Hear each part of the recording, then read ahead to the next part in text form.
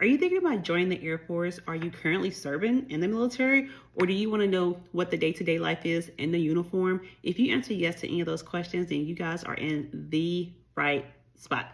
My name is Nikki, and this is Nikki P TV. If you're new here, don't forget to hit that subscribe button and also turn your notifications so you don't miss any new content. And of course, if you do like the content, don't forget to give it either a thumbs up, put a comment down there because I want to know you guys' thoughts. Most importantly, you guys, don't forget to share it.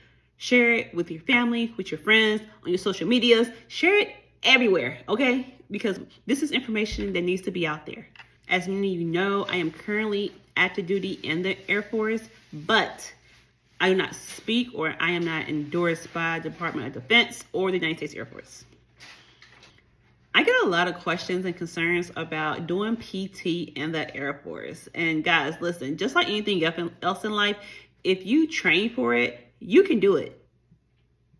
I promise you can do it. So don't sell yourself short because you're afraid of physical activity. If you train yourself for it, you can do it. This leads me to my first point.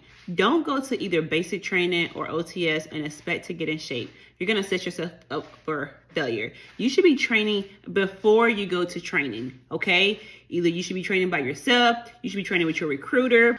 I know a lot of recruiters, they have their DEPers and while they're in the DEP program and they work out with them. Use that time and use it wisely. You should be working out before you get to training. So what are the requirements for the PT test in the Air Force? You have to run a mile and a half. And so the mile and a half, the time that you get depends on your age. The older you are, the more time you get. The younger you are, the less time you get. You can find this information online. I'll try to leave a link down below and you can see exactly how much time you get with your age and also your gender. Other components of the PT test includes sit-ups and push-ups. It's the same as the cardio. It goes off your age and your gender. Now, I will say there is a minimum that you have to hit on each category. A minimum for the run, the push-ups, and the sit-ups. Just because you get the minimum on all of them doesn't mean that you're going to have an actual passing score. You have to have a 75, and you get more points the more things you do. So if you do more push-ups, you're going to get more points. If you run your mile and a half in less time, you're going to get more points. Now, if you just do the minimum, you're going to get less points. And also that's going to make you have to take your PT test every 6 months versus if you get a 90 or above on your PT test, you only have to test one time a year. Yes. When you go to training, you're going to have PT every day except Sunday. Sunday is usually your rest day, your church day. So what they do is if they do cardio on Monday, Wednesday, Friday, on Tuesday, Thursday, Saturday, you're going to do body weight training.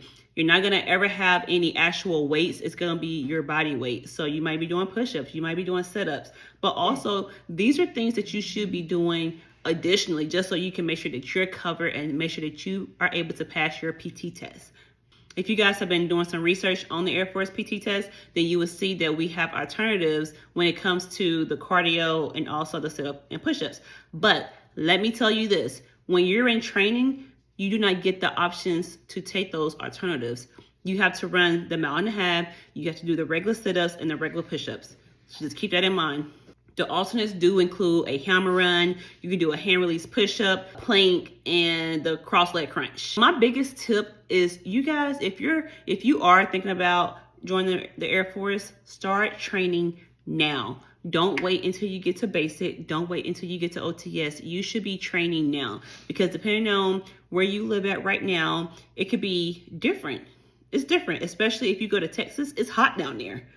And also in Alabama. And if you go during the summer months, you're really going to be hot, right? And if you're from somewhere like Colorado, you may struggle. So make sure that you guys are training and you're training well. All right, you guys. So that's all I have for today. If you guys want to see more, like I said, don't forget to let me know your thoughts down in the comments. And also don't forget to share this information with someone who may need it. Until next time, I will see you guys later.